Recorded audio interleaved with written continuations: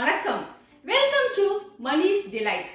இன்னைக்கு நம்ம சேனல்ல ஒரு காரசாரமான இட்லி மிளகாய் பொடி எப்படி செய்யறதுன்னு பார்க்கலாங்க. இது இட்லிக்கு மட்டும் இல்ல, தோசை இல்ல கல் தோசை இல்ல அடைக்கும் சூப்பரான காம்பினேஷன். இந்த பொடி செய்யறதுக்கு தேவையான பொருட்களை பார்த்துடலாம்.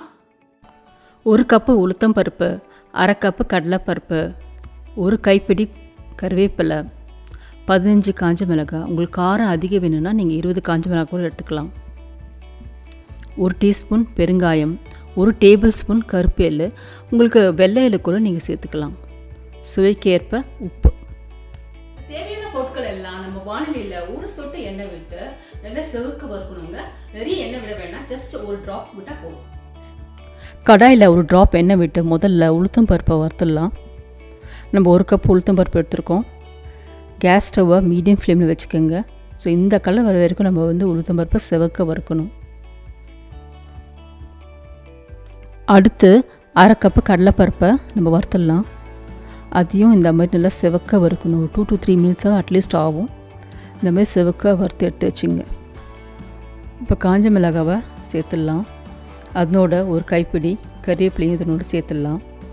காஞ்ச மிளகாய் மேலே இந்த மாதிரி ஷைனிங் வந்தாலே அது நல்லா வறுப்பட்டுருச்சுன்னு அர்த்தங்க.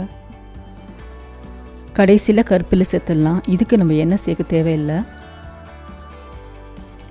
கருப்பில் நல்லா படப்படன்னு பொரியும் போது நம்ம ஸ்டவ் ஆஃப் பண்ணிடலாம். இப்போ நல்லா பொரிய ஆரம்பிச்சிடுச்சு. இப்போ நீங்கள் ஸ்டவ் ஆஃப் பண்ணிடலாம். இப்போ வறுத்த பொருட்கள் எல்லாமே சூடாக இருக்குங்க. இந்த சமயத்தில் நம்ம அது மேலே உப்பையும் பெருங்காயம் பொடியையும் அதில் சேர்த்துருங்க. இதை நல்லா ஆற விடுங்க. 10 மினிட்ஸ் நல்லா ஆறணும். ஆறிட்ட பிறகு நம்ம மிக்சியில் ட்ரான்ஸ்ஃபர் பண்ணிடலாம். இப்போ எல்லா சாமான்களும் மிக்சியில் போட்டாங்க. இப்போ பொடி செஞ்சுட்டு வந்துடுறேன். உங்களுக்கு ரொம்ப பவுட்ரியாக இருந்தால் பிடிக்கும்னா நீங்கள் பவுட்ரியாக பண்ணிக்கோங்க. இல்லை உங்களுக்கு கோர்ஸாக பிடிக்கணும், அதாவது கரகரன்னு இருந்தால் பிடிக்கும்னா நீங்கள் அந்த மாதிரி பண்ணிக்கோங்க. அது உங்கள் விருப்பம் பொறுத்தது. நான் இப்போ பொடி செஞ்சுட்டு வந்துடுறேன். இட்லி மிளகாய் பொடி சும்மா அருமையாக ரெடி ஆகிடுச்சிங்க. இது நல்லெண்ணெயோடு நீங்கள் சாப்பிட்டா சும்மா அட்டகாசமாக இருக்குங்க. இட்லி மிளகாய் பொடி சூப்பராக தயாராகிடுச்சிங்க. இதை கண்டிப்பாக உங்க வீட்டில் நீங்கள் ட்ரை பண்ணி பாருங்க, சூப்பராக வரும். இந்த வீடியோ பிடிச்சிருந்தா manisdelights-க்கு சப்ஸ்கிரைப் பண்ணுங்க.